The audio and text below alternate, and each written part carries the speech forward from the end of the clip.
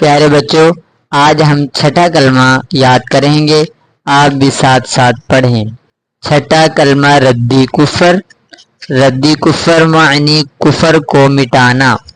اللہم انی اعوذ بک من ان اشرک بک شیئا وانا اعلم به واستغفرک لما لا اعلم به تبت عنہ وتبرأت من الکفر والشرک والکذب والغیبۃ والبدعۃ والنمیمۃ والفواحش والبہتان والمعاصی کلہا واسلمت واقول